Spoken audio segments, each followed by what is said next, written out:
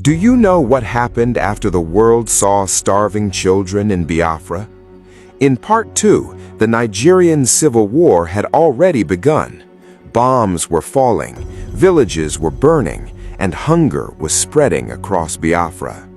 But what happened next made the war even more horrifying.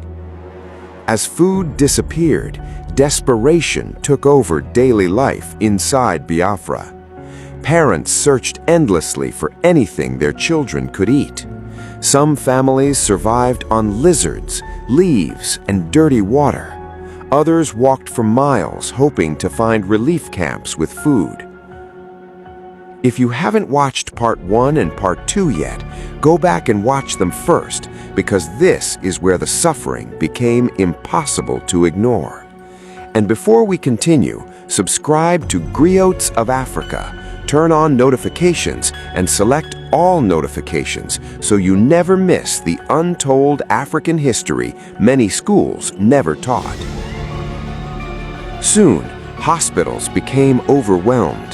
There was barely any medicine, barely any food, and thousands of starving children developed Kwashiorkor from severe hunger.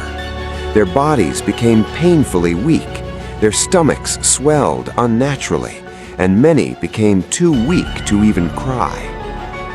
Then the photographs escaped Biafra. Images of starving children spread across newspapers and television around the world. For many people outside Africa, it was the first time they truly saw the horror of the war. And suddenly, international organizations rushed to help. Pilots began flying dangerous nighttime missions into Biafra, carrying food and medicine. Some planes crashed, some were shot at, but they kept flying. Intensely, the Nigerian government tightened its blockade even further because military leaders believed starving Biafra would end the war faster. And as the blockade grew stronger, more civilians died. The war was no longer just about territory.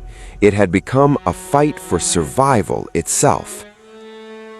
But even after all the suffering, Biafra still refused to surrender. How long could they possibly hold on? Comment below and follow Griots of Africa for Part 4.